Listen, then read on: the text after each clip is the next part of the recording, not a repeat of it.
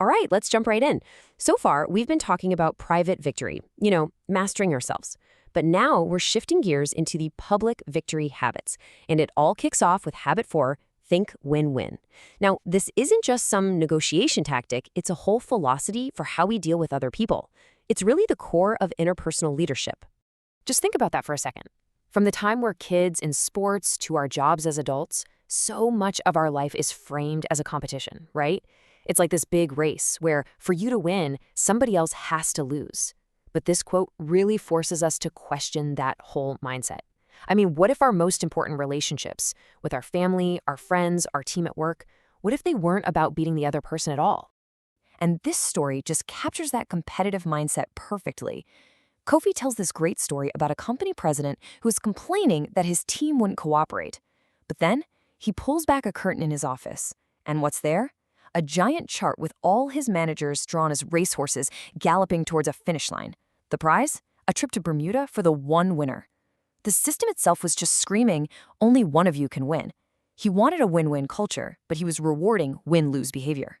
So that whole Bermuda story is a perfect example of the win/lose paradigm. But as it turns out, that's just one of 6 basic ways that people approach their interactions. And to really get what win-win is all about, we've kind of got to understand what the other options are first. So here they are, the 6 fundamental paradigms.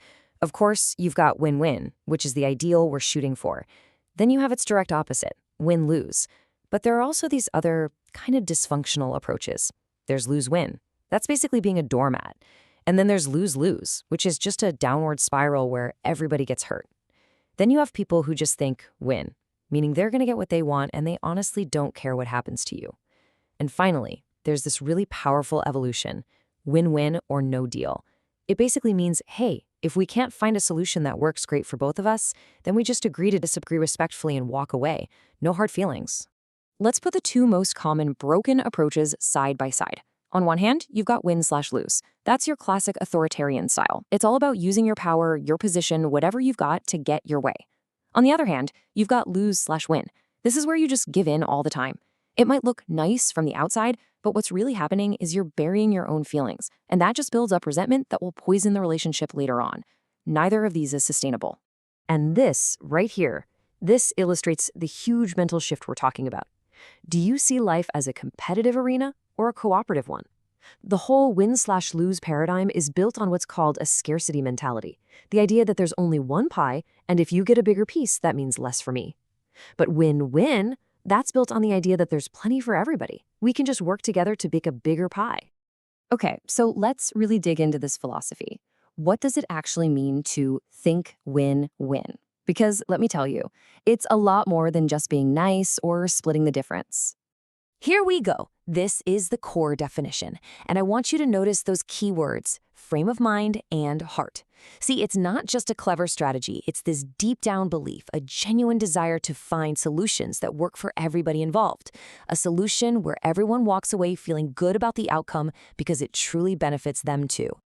I absolutely love this quote because it gets to the real magic of win/win. This isn't about compromise. Compromise is where I give a little, you give a little, and we both walk away kind of disappointed. No, this is about creative cooperation. It's about believing that if we put our heads together, we can actually invent a third alternative, a solution that's way better than what either of us could have thought of on our own. And you simply cannot get to that amazing third alternative without what Covey calls the abundance mentality. This is the bedrock. This is the deep internal belief that there's more than enough to go around. It's what allows you to be genuinely happy for someone else's success because you know their win doesn't take anything away from you. It's the polar opposite of that scarcity mentality that drives all that competitive win-lose thinking. So, if win-win is this whole philosophy that's rooted in an abundance mentality, where does that actually come from? Well, it's not a technique you can just turn on and off.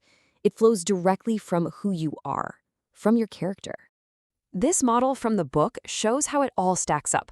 You can see win-win thinking has 5 different parts, but look at what's at the very bottom, holding it all up. Before you can ever have win-win relationships or get win-win agreements, you have to have a win-win character.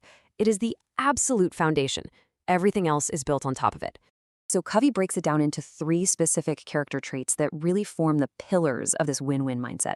We've already talked about the abundance mentality, so let's zoom in on the other 2. integrity and maturity. Now, integrity here means way more than just being honest. It's about really knowing your values, knowing what's important to you, and then living your life in line with those values. I mean, think about it.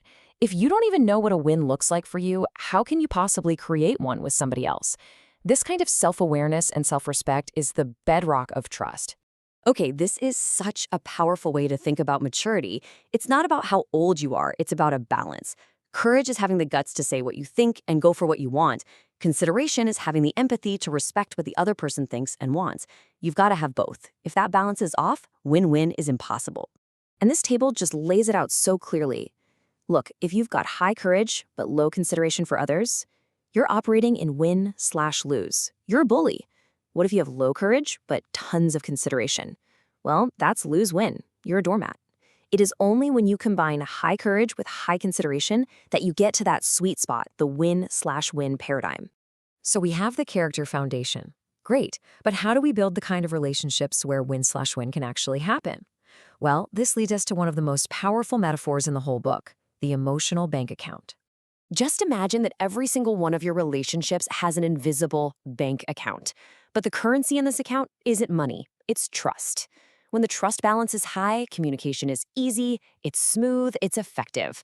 But when that balance is low or even overdrawn, oh man, everything becomes tense, difficult, and guarded. So, how do you raise the balance in this account? You make deposits. And we're not talking about huge grand gestures here. It's the small, consistent things. It's the simple courtesy of listening without interrupting. It's keeping your word, no matter how small the promise. If you say you'll call at 3, you call at 3. It's trying to really understand where someone's coming from before you jump in with your own opinion. And when you mess up, it's giving a real, sincere apology, not some defensive excuse. That's how you build real trust over time. And this right here, this is the bottom line. You can have the right character, you can have the best intentions in the world, but you cannot get to a true win-win solution without a high level of trust. Without that high emotional bank account, you just don't have the safety needed for that open, honest, creative conversation to happen. The best you'll get is a guarded compromise. Trust is what makes the whole thing possible. So that brings us to the question we all have to ask ourselves, right? When you really look at your interactions with the most important people in your life, your partner, your kids, your team, what's your default setting? Are you playing a zero-sum game where you're trying to win at their expense? Or are you actively trying to create a victory for everyone involved?